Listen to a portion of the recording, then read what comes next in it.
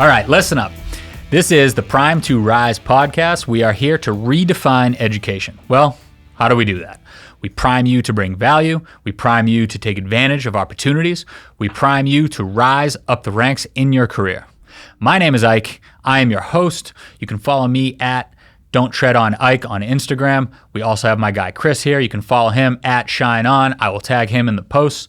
And of course, we have Ty, the video guy, our producer and beats master. There is one more thing before we dive in. We do have a student loan and budget calculator available on the website. Go check that out at prime2rise.com. That's prime, the number 2, rise.com. Go find out what the return on investment is for your education.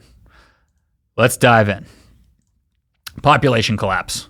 Okay, this is a hot topic in the streets, especially when it comes to politics. You know, you have Bill Gates, Warren Buffett telling you that the earth is overpopulated, we're running out of resources, and it's getting warmer, right? Then you have Elon Musk and you have Jordan Peterson, also pretty smart guys. I don't know if you've heard of them.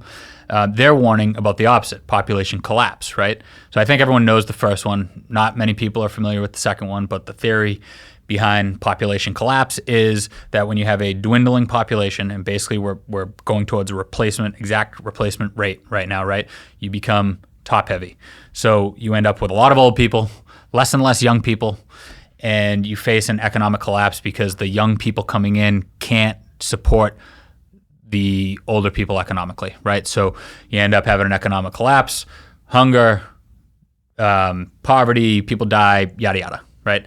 So again, I'm not here to debate either one of those. What I am here to tell you is that there is, in fact, a population collapse happening, and what I would say is a knowledge collapse in the construction industry, okay?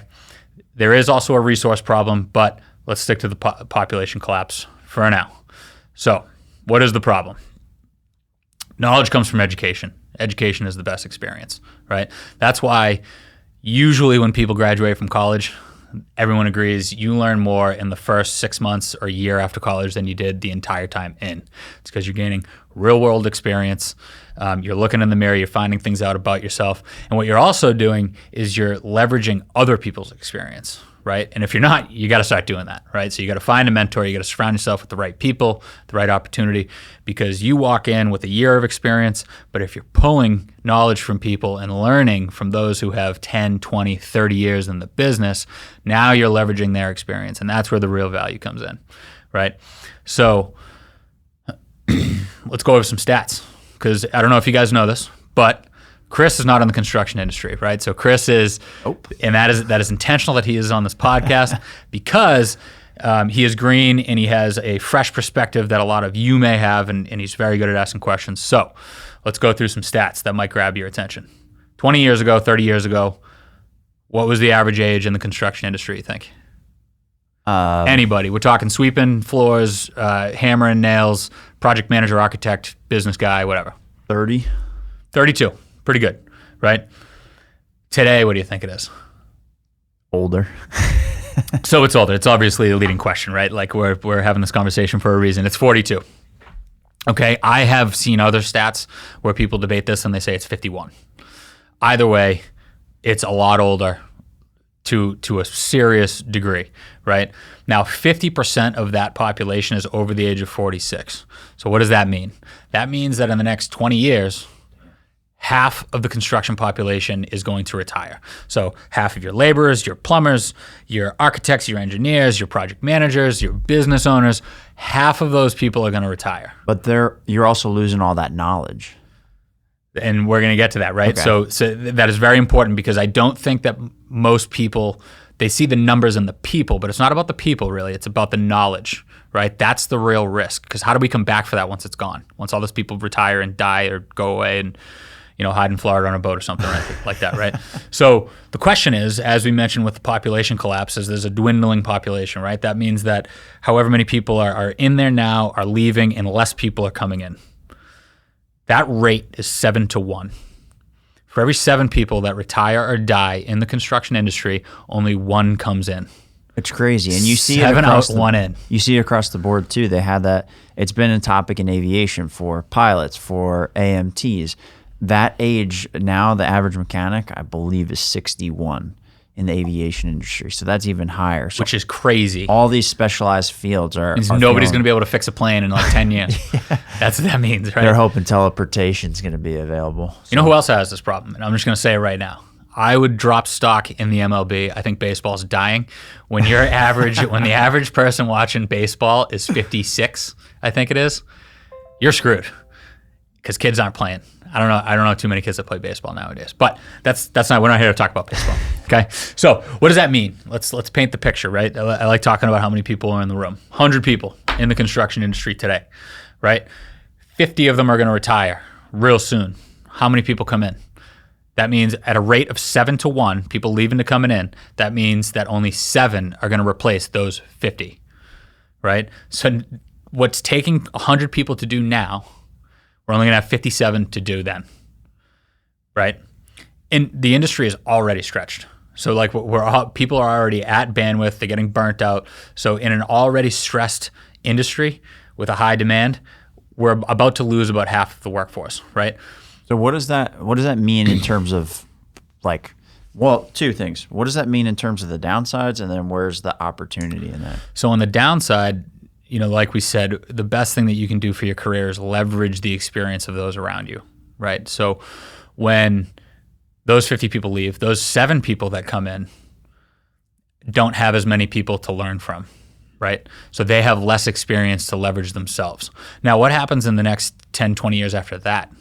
When the 50 people that were left leave, now we have 14 people doing the job that currently 100 people are doing, right? Now those 7 people, the new 7 people only have the first 7 people that came in to learn from, right? So the amount of knowledge, so they're not going to be as good or as knowledgeable as the first 100 people that had 100 other people to learn from.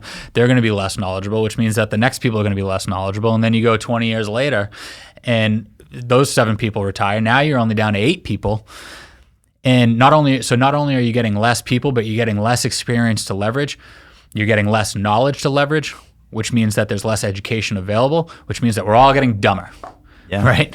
So we're all getting dumber, which is not a good place to be. And this rate is increasing, right? Like I've seen some stats on Fox and on CNN and all these other places where they're saying, oh, people aren't going to college, people are opting for the trades, right? That is false hope because that number used to be 5 to 1 10 years ago.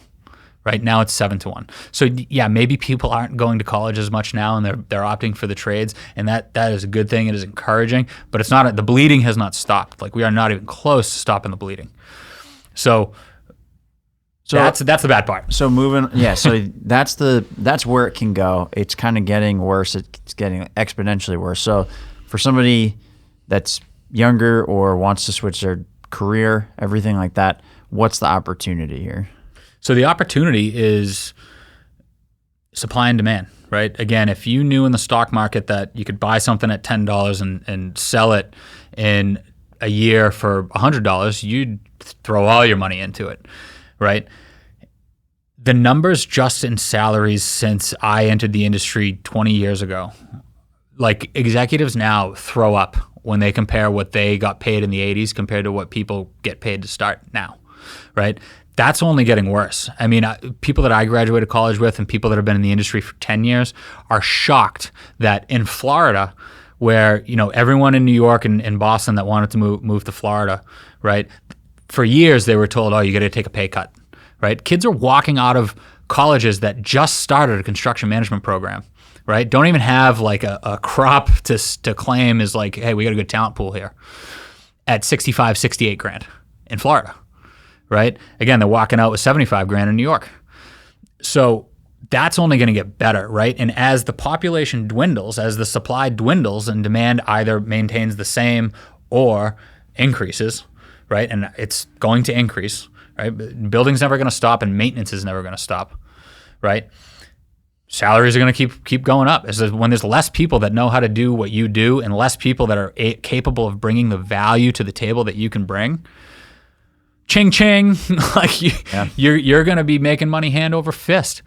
Make the investment now in this industry, and when you get in, the best thing that you could do is latch on to one of these people one of these guys or one of these women that have been around for 10, 20 years, 30 years, and suck every single piece of information and advice out of them that you possibly can, because that knowledge, that experience to be leveraged is not going to be around forever.